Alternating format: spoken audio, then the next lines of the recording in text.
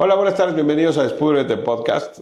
Hoy tenemos un invitado muy especial, Carlos Javier Araiza, amigo, empresario queretano, un hombre resiliente que ha pasado por ciertas batallas en su vida y hoy nos viene a platicar un poco cuáles son las herramientas que él ha usado y cómo vive hoy. Carlos, bienvenido a Descúbrete Podcast. Gracias, Héctor. Gracias por la invitación.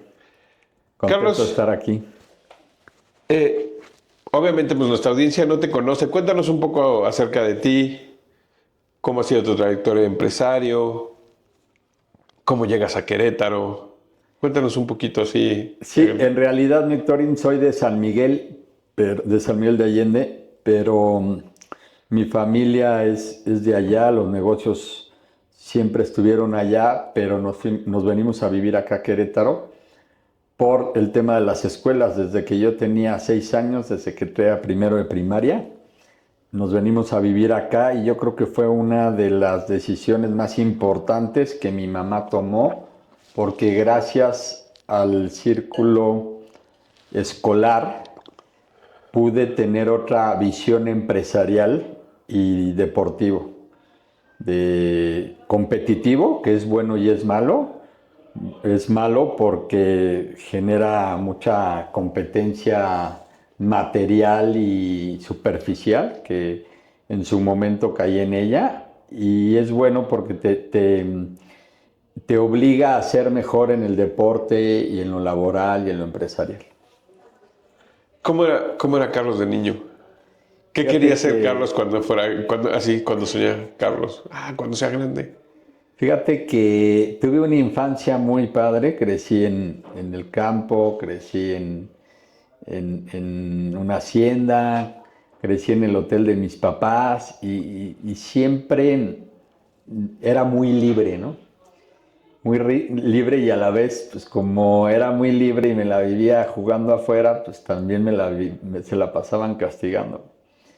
Y ya cuando fui creciendo, mi abuelita me decía que yo iba a ser muy buen abogado. Luego mi mamá también estudió leyes, ¿no? Entonces yo dije, pues cuando sea grande yo voy a ser un buen abogado, y finalmente estudié leyes. Afortunadamente no me dediqué a ejercer ni al tema de la abogacía, pero soy comerciante.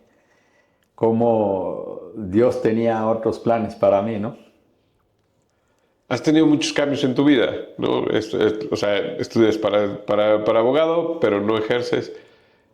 ¿Hoy a qué se dedica Carlos?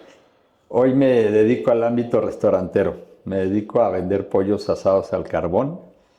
Tenemos una marca importante desde hace 50 años. Realmente, pues yo no soy el que empezó con esto, es una franquicia familiar, y yo tuve la suerte y la fortuna de estar en esa empresa, y yo llevo 25 años vendiendo pollos. Estamos en San Miguel y en el Estado de México. Tu papá hotelero, lo Sí, mencionabas, o sea, como que siempre has estado en el área de servicio. sí. Eh, ¿Cómo era la relación con tu papá?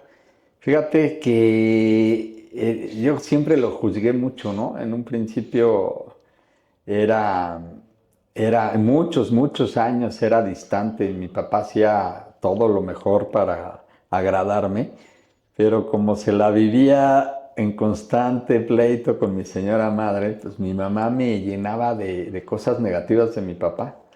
Entonces yo le creí esa parte a mi mamá, ¿no? Y como yo la veía la más desprotegida, pues siempre me puse del lado de mi mamá, apoyándola.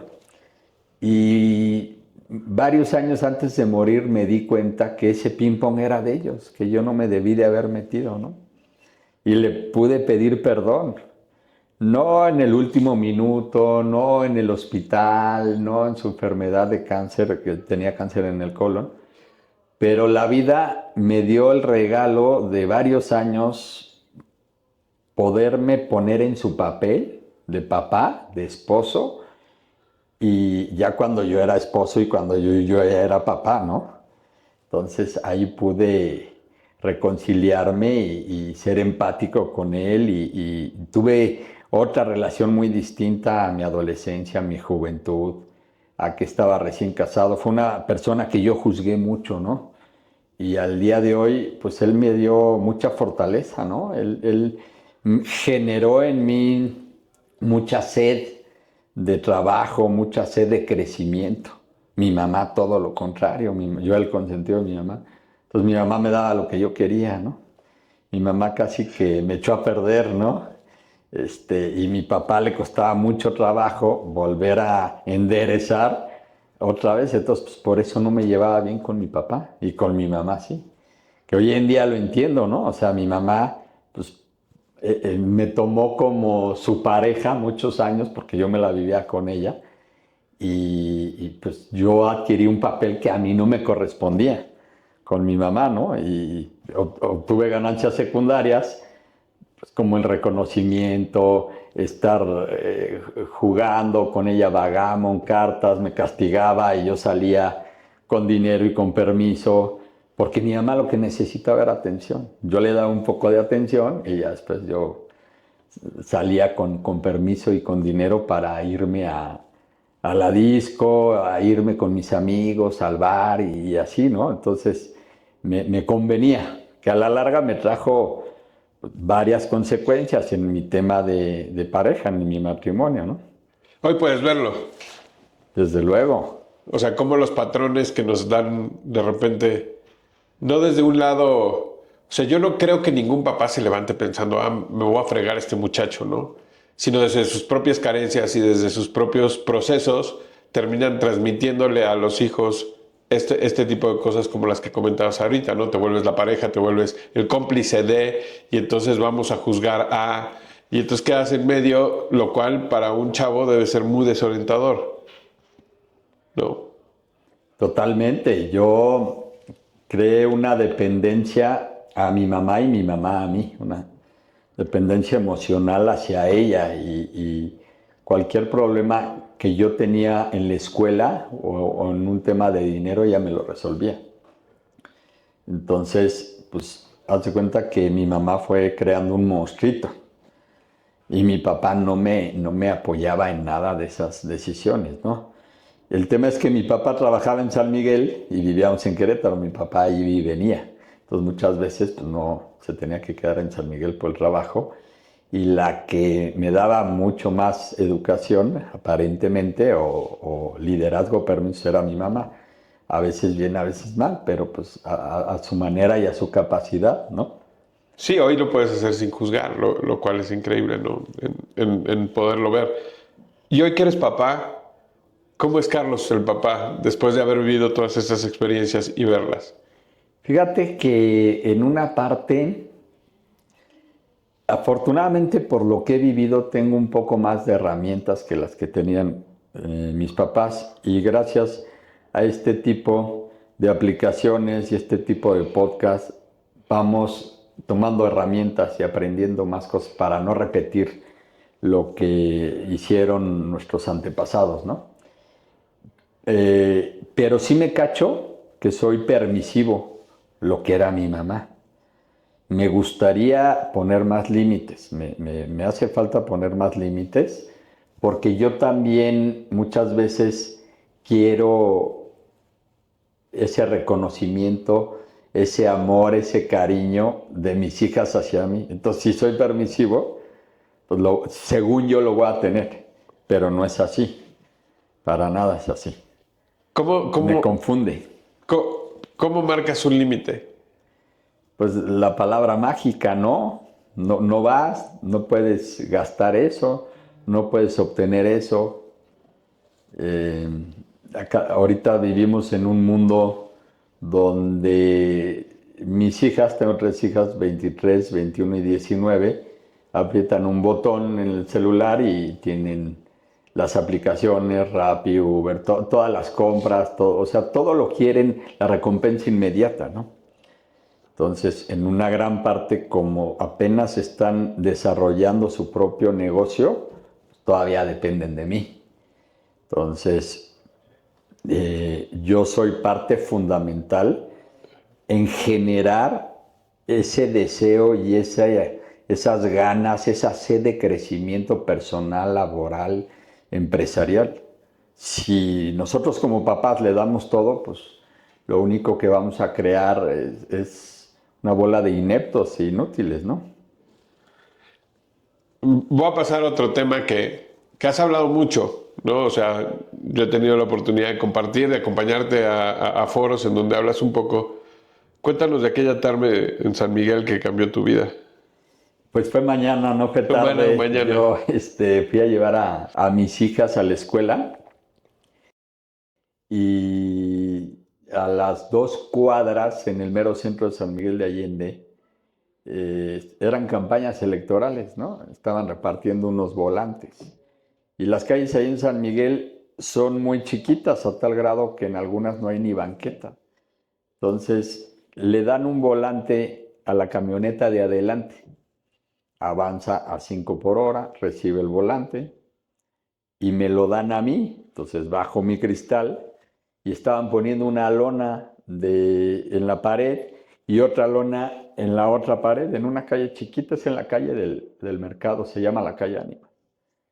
Y bajo mi vidrio y de la lona sacan un arma larga y me dicen, bájate. Dije, caray, ¿qué está pasando? Se me hizo muy raro en San Miguel, como que vieron que le pensé. Y del otro lado, otra persona, bájate, pero ya con groserías, ¿no? Y, y me bajo y me suben a la camioneta de adelante, donde hicieron creer que le habían dado un volante, que la camioneta lo había recibido, toda una operación, toda una estrategia traía. Y atrás traían otra camioneta que dejaron estorbando toda la vialidad. Y de ahí lo único que alcanzo a ver es que le empiezan a dar a toda velocidad. San Miguel, pues no puedes ir a más de 30, 40, se te atraviesan viejitos, burros, ciclistas, los clausetes. Y llegamos a la esquina, allá en el mercado, me ponen unos tapones, me ponen una máscara y le empiezan a dar en la parte superior de arriba. Nos tardamos como 10 minutos y a los 10 minutos me cambian de coche, me echan en la parte de atrás. Ahí yo ya no vi a dónde íbamos ni dónde estábamos porque ya evidentemente tenía la máscara, pero con todos los tapones veía que traían muchos radios, o sea, me pusieron unos tapones y unos audífonos y aún así yo alcanzaba a escuchar los radios, o sea, era todo un equipo, ¿no? Y me llevan como 30, 40 minutos al lugar donde me iban a tener. Y me bajan, me dejan en el sol como 5 minutos parado, no hice nada. De hecho, cuando me agarraron, cuando me bajaron de mi camioneta, tampoco me rehusé ni nada, ¿no? No sabía qué estaba pasando, no tenía la menor idea. En San Miguel nunca, o sea, difícilmente veías que pasara eso, ¿no? Es una ciudad muy segura, afortunadamente, ¿no? Y me dejan al rayo del sol 5 minutos, llega una persona, me sube en su hombro, bastante fuerte, pues, para cargarme, subimos unas escaleras en un segundo piso, me meten al segundo piso y me meten en una caja de madera, como de 2 metros de ancho por 3 metros de largo. Y me ponen una hoja y me ponen, señor Araiza, le informamos que usted está secuestrado. Hago una carta a su familia solicitándole el rescate. Pónganos en esta hoja, cuenta en pesos, cuenta en dólares y todas sus propiedades y todos sus bienes que nos pudiera dar. Si usted coopera, esto va a ser muy rápido. Y yo decía, pues cuenta en dólares no tenía, cuenta en pesos me la viví en la fiesta, era un esclavo de las tarjetas de crédito, pague y pague. Evidentemente, como los negocios tenían fila en los negocios, había movimiento, decían, pues aquí hay bastante dinero, ¿no? El dinero pues no era mío, era de mi familia, era de la parte de los papás de mi esposa y de mis papás. La vida que llevaba desordenada, pues hacía creer eso, ¿no? Y yo desde el principio dije la verdad, lo que había, lo que era mío y lo que yo les podía ir pagando, ¿no? Pero nunca me imaginé que fuera un secuestro tan largo? Porque ellos te van llevando, ¿no? Me dijeron que si yo cooperaba, si yo le hacía la carta a mi familia, si yo le ponía todas las propiedades, que iba a salir rápido, ¿no? Cuando yo llego a la caja, me quitan mi ropa, traía unos jeans, una camisa de cuadros. Esto fue en el 2012, hace 12 años. Me acuerdo perfecto. Cinturón negro, unos zapatos negros y me quitan mi ropa, me dan unos pants grises, me dan unos calzones blancos, una playera blanca y una sudadera gris, ¿no? Y yo pensé que iba a haber un baño, dije, va a haber un baño y en el baño va a haber una ventanita y por la ventanita me voy a poder escapar. Nunca hubo baño, nunca hubo ventanita, nunca me pude escapar. Había una hielera donde la cambiaban al principio 3 veces al día. Entonces en la hielera pues, yo hacía mis necesidades, ¿no? Del 1 y del 2. Y me dieron una colchoneta, como tipo sleeping bag, que la colchoneta incluía una almohada. Y yo tenía una sábana, una cobija. Y al principio el trato era muy bueno, muy cordial. Toda la comunicación era por escrito. Me hablaban de usted, muy respetuosos. Yo también les hablaba de jefe y de usted. Me prestaban un cuaderno y ahí en el cuaderno yo les escribía lo que necesitaba y ellos me hacían muchas preguntas de mi familia y de mi economía a base del cuaderno. Tenía una cámara y al principio me pusieron pura música de narcocorridos. A la semana ya me tenía hasta la madre la música de narcocorridos. Soy una persona musical, me encanta la música, voy mucho a conciertos desde chico, mis papás me llevaban a conciertos, yo llevo a mis hijas a conciertos y todo el tiempo ando en mi coche con la música, excepto el reggaetón y los narcocorridos. Pues, todo el día eran narcocorridos. Entonces a la semana le hago una carta al jefe, ¿no? Le pido jefe, le pido de la manera más atenta y para yo estar más tranquilo y poderle ayudar con la información que usted me requiere, que me cambie de música y le hago una playlist y le pongo Alejandro Fernández. No me da Alejandro Fernández, pero me da Vicente Fernández. Le pongo Shakira, no me da Shakira, pero me da música 80s y 90s en español y en inglés. Le pongo José José, que era uno de los que más me gustaba en la borrachera. Y no me da José José, pero me da unos boleros que contenía una sola canción de José José. Y Luis Miguel, que es uno de los que más me gusta, fue el que más me dio. Ahí se vio generoso, ¿no? Entonces yo tenía 18 horas de Luis Miguel, 17 de Vicente Fernández. Todo esto es aproximadamente, no te lo puedo cerciorar, pero ahorita te voy a explicar por qué yo lo contabilizaba así. 4 horas de los boleros, 13 horas de músicas 80s y 90s en inglés, 7 horas de música 80s y 90s en español, los boleros y otra vez empezaba. Desde el día 1 hasta el 395 no lo apagaron. Un año, un mes estuve en esa caja de madera y nunca, siempre fue la misma música. Pero esa música a mí me servía porque yo sabía en qué momento me tocaba desayunar, en qué momento me tocaba comer y en qué momento me tocaba cenar. Todo lo que yo les preguntaba nunca me decían qué día era, a cómo está el dólar, porque el requerimiento era en dólares. Entonces yo decía, hubo cambio de gobierno, va a haber una devaluación, mi familia no les va a pagar, cuánto está el tipo de cambio. Nunca me contestaron nada, ¿no? Crean mucho silencio y el silencio te crea mucha ansiedad, mucha curiosidad de parte de mis familiares, que son los que están llevando el secuestro por fuera, y a mí no me dejan hacer nada. A mí nomás me sacan la información para que ellos puedan negociar y amenazar, amedrentar, presionar a mi familia. Pero yo como secuestrado, como víctima, yo no pude hacer absolutamente nada, ¿no? Pero yo siempre dije la verdad. O sea, nunca dije otra cosa que no había. Y yo creo que ellos se dieron cuenta que yo dije la verdad. Y hubo buen trato, porque antes de mí secuestraron a 2 más. Y al primero le dieron 2 balazos. y ese se fue a vivir a Washington, un amigo mío. Al segundo le fue muy mal con los golpes. Luego me secuestraron a mí, fui el más largo, ¿no? Pero el trato dentro de lo que cabe estuvo cordial, estuvo bien. Lo más complicado fue la comida, ¿no? Y esto de la música, yo ya sabía en qué momento en qué canción me iban a traer la comida y en qué canción me iban a traer la cena.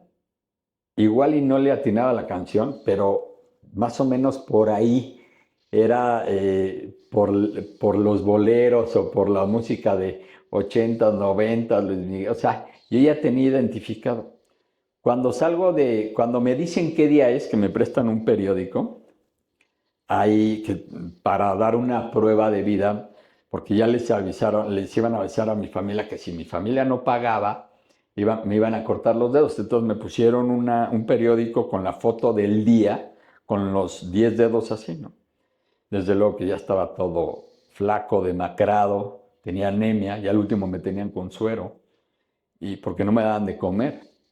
Entonces, ahí me di cuenta del día que era, porque yo decía, y si me están haciendo creer que ya llevo medio año o llevo un año y en realidad llevo la mitad, yo decía, no, o sea, porque claro que te entra la duda, no tienes ninguna seguridad de qué día es, pero yo en un principio empecé a apuntar los días en un cuaderno. Yo creo que se dieron cuenta y me quitaron el cuaderno. Entonces, cada vez que necesitaban algo de mí, ellos me daban el cuaderno. Y ya no me lo dejaron. Al principio yo ponía las capitales de los estados para entretenerme. Un día era larguísimo, ¿no? Un día se te hacía como una semana se te hacía como un mes estando ahí, un mes se te hacía como un año, ¿no? Pero me pasaron muchas cosas, muchas emociones en tanto tiempo.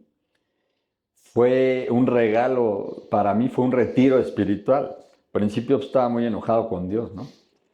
Y como era muy aburrido, eh, se me pasó a decir, tenía un foco con un dimer que nada más en la noche le bajaban de intensidad. Entonces yo decía, esto se va a terminar rápido, en 15, 20 días me van a sacar de aquí, ¿no? Entonces dije, me tienen que tener una observación las 24 horas, por eso no le bajan. Entonces pedí un antifaz para que la luz no me molestara, porque el espacio era súper chiquito, ¿no? Yo me dormí en diagonal, porque si me dormía así, tocaba con la madera. Entonces en diagonal tenía más espacio y luego a la hora de dormir me muevo como tortilla, me muevo mucho y más ahí dormía muy poquito, ¿no? Por los nervios, por el miedo, por la ansiedad, ¿no? Por el enojo que traía, por la incertidumbre de qué iba a pasar, ¿no? Y, y ya después me dieron el antifaz y había buen trato, me daban comidas a las 8 de la mañana, yo le calculaba 8, 9, 2 o 3 de la tarde y 8, 9 de la noche. Eran súper técnicos, súper profesionales. Cada vez que entraban a la caja de madera, entraban como si estuvieran de los médicos del COVID como astronautas, gorra, lentes, tapaboca, guantes, botas, no se les veía ni una rayita. Y eso me daba mucha seguridad porque ya cuando se dejan ver, pues igual ya no regresas, porque tú los puedes identificar ante el Ministerio Público. Entonces, muy, muy profesionales. Y empiezo, como ya no tenía ocupación, ya no tenía nada que hacer, pido un libro. Yo no sabía qué libro iba a pedir, de qué trataba. Yo me acordaba de un libro que era muy recomendado, El hombre en busca de sentido, de Víctor Frank. Víctor Frank. No tenía ni idea cuál era el contenido del libro. Y resulta ser que es un prisionero de guerra que lo mandan a los campos de concentración en la Segunda Guerra Mundial. El padre de la El logoterapia. padre de la logoterapia, exactamente. Entonces, él encuentra su sentido de vida en esos campos de concentración. Y ese libro me dio mucha fortaleza y esperanza para seguir luchando y no dejarme morir, porque yo me quejaba que estaba secuestrado en una caja de madera, pero Víctor Frank hacía trabajos en la nieve a las 11, 12 de la noche, a veces sin chamarra, a veces sin zapatos, sin cobija, sin alimento. Yo al principio me daban 2 litros de agua, luego 1 litro, luego medio litro, al principio 3 comidas, luego 2 comidas, luego 1 comida. Pero en ese momento el trato era bueno. Entonces, yo veía la vida de Víctor Frank en los campos de concentración y dije, pues yo estoy en una suite presidencial, ¿no? A diferencia de lo que había leído. Está catalogado como uno de los 10 libros que tú tienes que leer en la vida. Cada vez que vas a librerías como Gandhi y otras, siempre ocupa los primeros lugares de venta. Es un librazo, Es un librazo. totalmente recomendado. Coincido. Y otro, leí el de los 4 acuerdos. Te digo esto porque yo toda mi vida fui muy malo para leer. Estudié Derecho, pero pues nunca ejercí y nunca fui buen estudiante ni un buen abogado porque nunca leía, nunca me actualizaba. Las leyes cambian, todo, los códigos, todo cambia, ¿no? Como que tenía un déficit de atención. En el momento de leer me desconcentraba, pero estando ahí, pues no tenía otra cosa más que concentrarme en donde estaba, ¿no? En el aquí y el ahora. Y pude leer ese libro de los 4 acuerdos, buenísimo. Pedí también el vendedor más grande del mundo, que yo pensé que hablaba de comercio. Y sí habla de comercio, pero el tema fundamental es Dios. Y habla de unos pergaminos, y esos pergaminos hay que pasárselo a la demás gente, ¿no? Eso me gustó mucho también. Y ya no sabía qué pedir, ¿no? Y yo decía, pues, ¿ahora qué pido, no? Ya los había leído 2, 3 veces cada libro. Y yo, como te conté hace unos momentos, tuve muchos años de llevar una vida de fiesta, una vida de desorden, una vida de alcohol, no de drogas, pero bueno, en mi caso el alcohol es una droga en exceso. Y yo dije, a lo mejor pido el libro de la adicción al alcohol. No lo quería pedir porque dije, me van a dar de beber y no quiero beber. Pero ellos sabían toda mi vida, obviamente, ¿no? O sea, en este caso, para cuando te secuestran, ya te estudiaron meses con anterioridad y ya saben, desde el día 1 sabían que por lo menos yo iba a estar 6, 7 meses.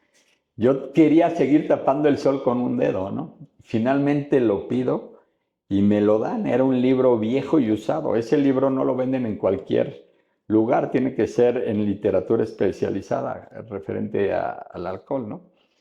Me lo dan. Yo llevaba como 2 meses y medio ahí más o menos. Y lo empiezo a leer y a releer y a releer. Y digo, no puede ser, ¿cómo no lo leí? Estando yo en un lugar de rehabilitación y de recuperación, pasé por 3 veces ese camino y me lo ofrecieron y me lo dieron y nunca lo leí. Me lo llevé a mi oficina, lo puse abajo de mi silla y dije, en mis ratos libres lo voy a leer. Pues no lo leí. Y ahí tuve la oportunidad y uno de los regalos, porque Dios aplica mecanismos diferentes para cada persona, ¿no? Y si no lo leí ahí, a lo mejor nunca lo iba a leer. Y si no lo hubiera leído, no hubiera entendido que tenía una adicción al alcohol que me afecta, que tenía un problema con mi manera de beber. Y si hubiera seguido bebiendo, seguramente ya no seguiría existiendo, ¿no? Porque en mí funciona como una alergia. Cuando yo quiero una copa, quiere más mi cuerpo, ¿no? Y ahí entendí que no podía, que ya me había dado mucho servicio, que ya me había divertido, que ya había tenido que vivir y que ahora era una vida muy distinta, ¿no? Me costó muchos años entender. Y me dieron los libros, después de eso me dieron otros 2, 3 libros de ellos, de su cosecha, de la conquista de América y cosas así. Y entonces yo ya iba a pedir más contenido acerca del alcohol porque me empecé a enganchar. Empecé a ver que realmente sí tenía una enfermedad en mi caso, ¿no? Una adicción. Y me dijeron, señor Araiza, le informamos que mañana su familia, vamos a saber si su familia va a pagar, descanse usted. Y me quitan el libro. Entonces me dejan ya sin ningún libro y dije, pues mañana pido más libros, había buena disposición. Yo ya llevaba 2 meses y medio, casi 3 meses. Y al día siguiente me tocaba baño.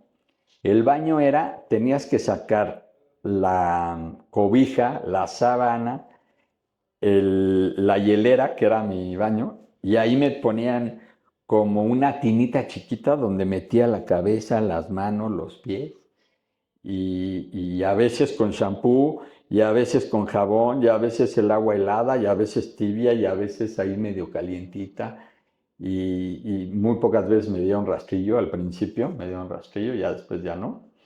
Y era el contentillo, ¿no? Era parte de la tortura para que tú escribas con el mayor dolor posible a tu familia, para que tu familia se truene todo, venda, empeñe, se endeude. Estas familias son gente sociópata, psicópata, que le hacen al Robin Hood, ¿no? Que aparentemente le quitan al rico o al empresario para dárselo al pobre, ¿no? ¿Y qué termina pasando? Que les empieza a gustar el dinero y ya no lo reparten, ¿no? Una filosofía terrorista, ¿no? Ya después eh, supe que era un grupo chileno, ¿no? Un grupo terrorista, y porque finalmente los agarraron. Es una historia muy interesante que al final te digo qué onda. Pero después de ahí me quitaron los libros, me dieron medicina para el alma. Fíjate cómo opera el universo, que para mí es un poder superior, ¿no? Y me dieron medicina para el alma, como que me prepararon, ¿no? Y ya después empezó la primer golpiza. Eh, Cuando entraban a la caja de madera, ellos apagaban y prendían la luz, y yo me tenía que poner con la máscara de espaldas hacia la pared. Entonces ellos me dejaban comida o me dejaban escritos para que yo no los viera. Y al día siguiente ellos entraron, tenía yo una puertita como de 40 centímetros por 1 metro, entraron, la abrieron, y luego entran 2 personas. Lo primero que hacen es golpear. Y al principio los golpes eran leves, como que era más para la cámara, para el video, ¿no? Porque todo le enseñan a las familias, ¿no? Todo lo que creen conveniente, ¿no? Y, y ya después todo cambió a partir de ahí. Me empezaron a dar menos comida, menos porciones. Me empezaron a reducir el agua. En lugar de 2 litros me daban 1 litro en el día. Ya al último me daban medio litro en el día. Y me fueron llevando al límite, llevando al límite. Un día me dijeron que si mi familia no iba a, a pagar, que me iban a empezar a cortar los dedos, y que el primero iban a mandar un dedo, y luego iban a ver si pagaban o no, porque a mi familia les dicen una información y adentro otra para estar presionando, ¿no? Pues yo no sabía qué estaba pasando afuera, ¿no? Y ya tienen un know-how muy hecho, ¿no? Aparentemente, porque los terminaron agarrando, ¿no? Y entonces me dijeron que me iban a cortar el dedo, y yo no les creí, porque con los golpes eran flexibles, o sea, ya después me empezaron a golpear con mayor intensidad, raros, muy chistosos, porque en la mañana me golpeaban y en la noche, según ellos, me curaban, me ponían una pomada de esa Bengué para el dolor, para calmar el dolor. Otro día pues, me dijeron, es de carácter obligatorio hacer ejercicio. Yo hacía ejercicio, movía sentadillas, movía las manos, las piernas, hacía el ejercicio que podía, ¿no? Empezaron más golpes, me empezaron a dejar de dar alimento, pues no me iba a gastar la poca energía. Ahí era sobrevivir. Haz de cuenta que estaba en una guerra, ¿no? Estaba en toque de queda, en el pecho sobre tierra, ¿no? Entonces, pasa el tiempo y cada vez el trato iba peor, peor. Meten una caja, una mesa de madera, la caja de madera, que yo creo que ellos hicieron como de 40 centímetros por 1 metro, y me pusieron, meta su dedo en el alcohol para que a la hora de cortar no sienta tanto dolor. En la mesa habían puesto recipientes de acero inoxidable, pinzas, un cuchillo, alcohol y gasas. Entonces me meten ahí el dedo y llega una persona y ya me lo iba a cortar y, llega, y dice, ya sabemos que su familia no va a pagar. Dice, no se lo cortes, mejor mátalo. Entonces llega otra persona, me pone la pistola, le jala, ¡pum! Y era de esas como de salva. Y eso fue uno de los peores días del secuestro. Digo, todos a su manera, porque te privan de tu libertad y traes una incertidumbre impresionante. Pero primero pensé que me iban a cortar el dedo y luego que me iban a matar. Y ya desde ahí empezó todo lo peor, todavía para abajo, para abajo, para abajo. Y estuve muy enojado con Dios porque yo dije, ¿por qué a mí? Estuve muchos meses, me secuestraron en junio, 25 de junio, y en enero seguí enojado, ¿no? Como medio año, muy resentido con Dios, con mi familia, con mis amigos que sí habían podido permanecer en la fiesta y que yo había tenido que hacer un stop en mi vida para cambiar a otro rumbo de vida porque había mucha negación en mí y finalmente entendí que era un tema emocional mi problema, era un tema espiritual. No tanto estaba enfermo de la fiesta o del alcohol, sino que tenía problemas con mi falta de personalidad, con mi falta de identidad, con mi sentido de vida, un exceso de egoísmo, un exceso de soberbia. Y muy enojado con Dios hasta que llegó un momento que dije, o me pongo las pilas o me voy a morir. ¿Por qué? Porque dormía 3, 4 horas al día y comía muy poquito. Yo enflaqué ahí como 22 kilos. Yo había dejado de tomar 9 meses y medio antes que me secuestraran. Entonces llegué todo abotagado, todo inflamado porque el alcohol te infla, te inflama, ¿no? Y llegué pues, con un sobrepeso que me ayudó, pero luego me empezaron a quitar toda la comida y de pesar 75, 76 ya estaba sobre los 50 kilos, ¿no? Cuando llegué a mi casa llegué con 50 kilos. Entonces dije, o me pongo las pilas o me voy a morir. Y empecé a cambiar de actitud y empecé a rezar. Podcast no es que sea un tema religioso, cuento mi historia, ¿no? Empecé a contactar conmigo, empecé a ver cómo había sido mi historia, mi vida desde mi infancia, empecé a ver cómo había sido mi juventud, mi adolescencia, mi matrimonio, mis 3 hijas, mis negocios, mis hermanos, mis papás, mis suegros, mis sobrinos, todas las bendiciones que tenía, ¿no? Hacía deporte también. Había tenido varios viajes en familia, en amigos, en la pachanga, en el desorden, de todo un poco, ¿no? Y dije, yo le pedí a Dios una segunda oportunidad para poder hacer las cosas de una manera diferente. Todos los días le pedía eso, una segunda oportunidad. Dejé de quejarme, empecé a agradecer, empecé a contactar. Las cosas no se mejoraron con ellos, con la comida, ni se mejoraron con el trato, pero yo ya en lugar de dormir 3, 4 horas, dormía 6 horas, dormía 7 horas. Ya no tenía esa incertidumbre, ya tenía a mi poder superior conmigo. En esas 4 paredes yo ya estaba más tranquilo, ya estaba más satisfecho, ya empezaba a visualizar cuando yo salía los planes que iba a hacer de familia y de trabajo. Y según yo perdoné a Dios, pero más que perdonar a Él, me perdoné a mí. Cuando estaba yo secuestrado, yo me imaginaba cómo iba a poner a los secuestradores en una pared y yo solito los iba a ir torturando como ellos me torturaban a mí, ¿no? Pero ya que me dejaron salir, dije, no, hombre, ya esa tarea a mí no me toca. Hay una ley divina y eso le toca al universo juzgarlos, ¿no? Si a mí me dan una segunda oportunidad, pues yo la voy a aprovechar.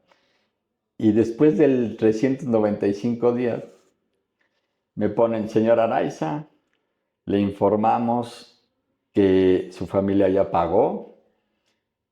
También le informamos que está su familia muy enojada contra nosotros. Le recomendamos que no nos trate de localizar ante el Ministerio Público, ni levante un acta, ni vaya a las autoridades, porque conocemos el paradero de sus papás, de sus suegros, de sus hermanos y de todos sus negocios. Y la última carta que le hice: jefe, le pido una disculpa si mi familia actuó mal contra ustedes. Nadie está preparado para un secuestro y mucho menos de esta naturaleza tan largo. Yo, si me dan una segunda oportunidad de vida, la voy a tomar y voy a estar eternamente agradecido. Yo, con el libro que me dieron de la adicción al alcohol, estamos a mano. Ni me deben ni les debo. Y esas fueron las últimas palabras. Me liberan ahí como a 20 kilómetros de San Miguel. Me dejan en la carretera. Me dieron unas instrucciones que me hincara. Tenía tapones, audífono y una máscara. Que me hincara en el suelo mientras que ellos se iban, que contara hasta 50. Conté a 20 y ya se habían ido. Me dejan en un lugar donde yo no sabía que iba a estar. Y yo veía que a la derecha en la carretera se paraban los coches y a la izquierda iban más rápido. Le di a la derecha y de hecho era para la derecha. Y ahí empiezo a caminar. Fue uno de los mejores días de mi vida, que después de estar un año, un mes secuestrado en una caja de madera de 2x3, me empiezo a pegar el aire. Empiezo a ver la luna, las estrellas y digo, gracias Dios mío. Se oye cursi, pero después yo no vi el sol, ¿eh? En 13 meses nunca me pegó el sol, salí todo amarillo, pálido. De por sí tengo la cara delgada y todavía la traía más chupada. Y me faltaba una vitamina D que te da el sol. Pero también de esa vitamina D, vitamina de Dios, que ahí pude contactar mucho conmigo y con mi espiritualidad. Fue un momento perfecto para que yo contactara con el universo. Porque todo el tiempo estaba rodeado de gente, todo el tiempo me la viví en la fiesta, todo el tiempo quería ser reconocido, todo el tiempo quería estar lleno de aplausos. Y ahí el universo dijo, te me vas a un retiro espiritual. Así lo entendí. No tengo nada en contra de los secuestradores. No cambiaría mi historia. Ha sido la etapa de mayor aprendizaje en mi vida. Bastante dolorosa para mi familia, para mí, pero pude obtener una resiliencia, pude tener ese contacto con mi poder superior, pude agradecer todas las bendiciones y pude entender que tenía un problema con mi manera de beber gracias a ese libro que leí, y pude recuperar mi vida gracias a esa humildad de aceptación, de entender. Y pasa algo muy parecido al síndrome de Estocolmo.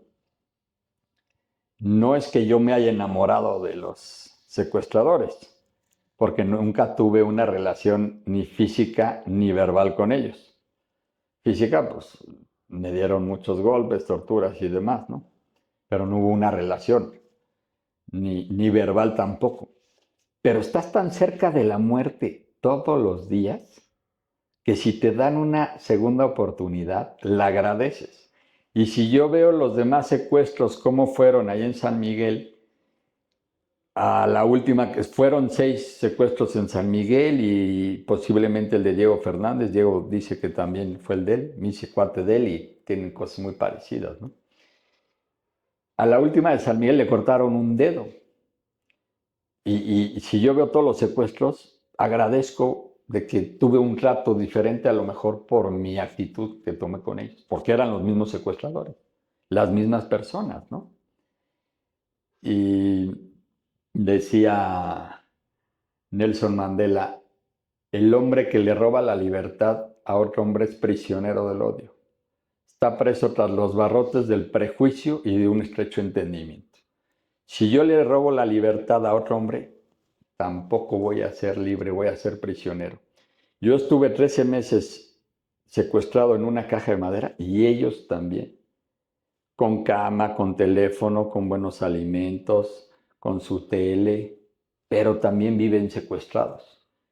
Dice Nelson Mandela, el secuestrador y el secuestrado, ambos se parecen porque a los dos les han robado su humanidad.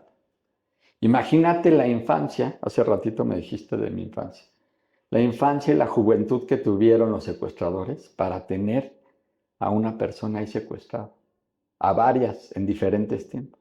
¿Qué tienen en la cabeza? No conectan con el mundo, con la humanidad. ¿Qué han de tener en la cabeza para secuestrar a la gente? Y el día de hoy yo estoy aquí platicándote mi historia, que para mí platicar es un momento de agradecimiento y de sanación, y ellos están en la cárcel. Esa es la gran diferencia. Entonces, pues eternamente agradecido. Yo en ningún momento, después de que salí, he maldecido la historia. Fue una historia difícil, es lo que me tocó vivir.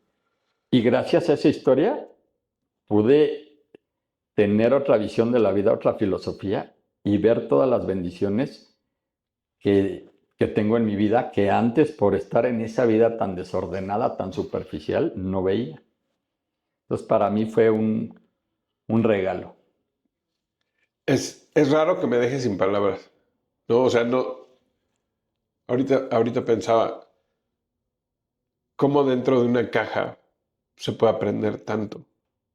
Cómo Dios, el universo, como cada quien lo llame, fue brindándote herramientas para que tú, pues, entraras una persona a un proceso terrible, indescriptible, que no se lo deseas a nadie. Y sin embargo, sales una persona agradecida con el proceso y con con unos nuevos anteojos, con una nueva visión del mundo. Yo no tengo nada más que agradecerte de lo que nos compartes, Charlie, porque eh, hablas de gente como Víctor Frankl, como tu historia es increíble, increíble en el sentido que tú le quisiste dar a esta historia, ¿no? El- Porque al final esa es la decisión. Tú puedes darle a este evento, este trágico evento, eh, la salida que tú quieras. Tú decides, ¿no? Tú decides vivir resentido, tú decides vivir. Qué difícil no vivir enojado con el proceso, ¿no? O sea, desde donde estoy yo digo, puta, ¿cómo le hace Charlie para vivir en paz, para vivir tranquilo y decir, pues, yo hoy soy libre, hoy me dieron una segunda oportunidad de vida y me dieron unos anteojos nuevos a través de, a lo mejor, varios libros, a lo mejor mucho tiempo para reflexionar. Pareciera que Dios te puso en una caja para sacarte un nombre nuevo. Qué horror, pero, Yo lo veo así, yo ya estoy viviendo tiempo extra, entonces ya lo que escurre es miel, porque soy un sobreviviente, primero que nada, de mi vida en la fiesta y en el alcohol, la vida tan desordenada que llevaba, que pensaba que era divertido y terminé creando una dependencia al alcohol. Y segundo, segunda nueva oportunidad de poder haber salido vivo e ileso del secuestro, de un secuestro tan largo y tan doloroso, ¿no? Pero siempre les platico que yo estaba, yo era más libre en esa caja de madera de 2x3 que en todos los años que me eché en mi etapa de alcohol. En esa caja de madera nunca tuve escalofríos, nunca tuve ganas de vomitar, nunca me dio una cruda, nunca tuve esa ansiedad que te genera la resaca, ¿no? Todos los días le pedí una segunda oportunidad. En esa caja de madera contacté conmigo mismo, pude pedir perdón, pude contactar. Porque cuando estaba, les llama mucho la atención del secuestro, pero el tema es las emociones, el tema es que yo estaba atrapado en una enfermedad perversa del alma que no me daba cuenta y que ahí me pude dar cuenta a través de ese libro. Pero era más libre en esa caja. Así como la película del vuelo, que empezó a descubrir la libertad en Denzel Washington, dentro de la cárcel. Así yo empecé a descubrir mi libertad dentro de esa caja de madera. ¿Y cómo es Charlie hoy? Pues mi vida es muy diferente, ¿no? Antes llevaba una vida muy ostentosa, necesitada del reconocimiento, de los aplausos, de esa vida competitiva que en algún momento estuve. Y hoy disfruto un café, disfruto una plática, viajo mucho con mi familia, viajo mucho con mi pareja. En algún momento me desvelaba mucho, no me desvelo, hago deporte. No es perfecta mi vida, hay problemas, hay altibajos, pero duermo bien, estoy tranquilo, estoy en paz y estoy agradecido.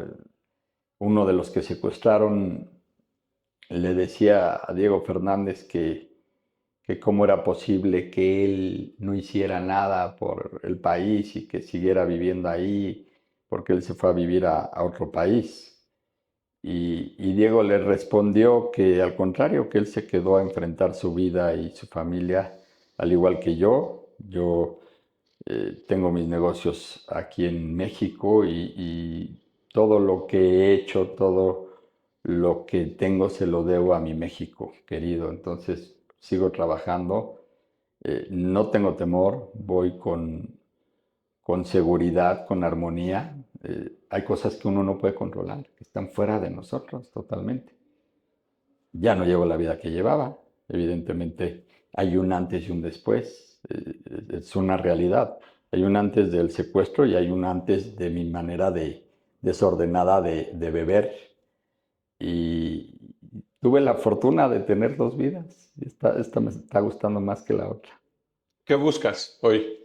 Busco paz, busco tranquilidad, busco tener este tipo de acercamientos, de retroalimentación, porque a mí me sirven mucho para sanarlo y para aprender. Por eso cada vez que me dicen, oye, vamos a echar un desayuno, un café, o vente a compartir acá, feliz de la vida. Para mí es un momento de sanación y de agradecimiento. Charlie, es, es de los capítulos en que menos he hablado, porque explicas también ese cambio que sucede en las personas, esa posibilidad que existe en cualquier ser humano de cambiar, de, de hasta a lo mejor dejar ir a los peores enemigos, encontrar un camino espiritual, el que cada quien sea, ¿no? Pero que haya un camino espiritual. Y de ser, como tú nos platicabas, este Carlos que buscaba el reconocimiento, que buscaba la fiesta, que buscaba todo a lo mejor muy de mentiras, porque empiezas tu relato diciendo, pues estos pensaban que yo tenía feria, lo que tenían un montón de deudas, ¿no? Derivadas del Derivadas alcohol y de la de... fiesta, ¿no? Hoy, esta visión de buscar paz, de buscar armonía, de buscar tranquilidad, de buscar estar cerca de los tuyos, a mí me parece increíble. Si pudiera resumir un poco, eh, ¿qué mensaje le darías a alguien que está pasando por un momento difícil en su vida? No se tienen que esperar a que el alcohol lo secuestre o cualquier sustancia. Tampoco se tienen que esperar a pasar por un secuestro tan largo para darse cuenta de todas las bendiciones que tienen en su vida. Porque hasta que no nos pasan cosas tan drásticas, entendemos, habemos unos más necios que otros, ¿no? A mí me pasaron avisos sobre el camino y no los quise ver. Este tipo de pláticas sirve de retroalimentación espejo para lo que tú me estés contando, lo que yo te cuente, yo pueda hacer un cambio decisivo en mi vida, ¿no? Decir, si a ti te pasó esto, pues yo puedo tener otra perspectiva, ¿no? Entonces, por eso es bien importante compartirlo, porque yo aprendo de cuando tú compartes o seguramente de cuando yo comparto, te puedes ahorrar muchos años de dolor y de sufrimiento. Charlie, por último, nosotros aquí en Descúbrete Más, desde que conceptualizamos el nombre, Descúbrete tiene esta dualidad en el español que quiere decir quítate y la otra como encuéntrate. ¿Qué podría significar la palabra descúbrete para ti? Me gusta mucho el nombre porque a través de este proceso de dejar de beber y del alcohol, me he estado descubriendo. No me conocía. A mí me secuestraron cuando fue hace 12 años, tenía 37 años, 38 y regresé cuando tenía 39. Entonces, llevo pocos años de irme descubriendo porque en una sociedad tan competitiva que yo entré, no culpa a la sociedad.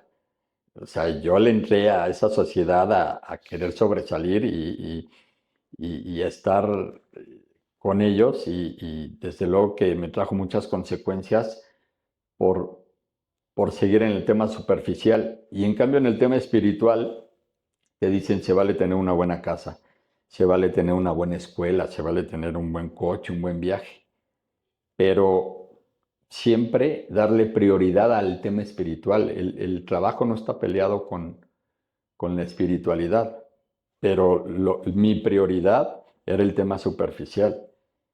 Y a través de estos años yo me he ido descubriendo y esa parte me ha ido gustando mucho de la nueva persona que soy. En esta plática, ahorita me acordé de muchas cosas que no me acordaba, ¿no? Charlie, agradecemos tu tiempo, esperamos tenerte pronto, ojalá puedas venir a acompañarnos en uno de los eventos presenciales porque creo que tú tienes una historia que inspira eh, estas herramientas del cambio, ¿no? Muchas gracias por tu tiempo y gracias a ustedes. Nos vemos Gracias pronto en por el próximo invitarme. capítulo. Gracias, Gracias. Charlie.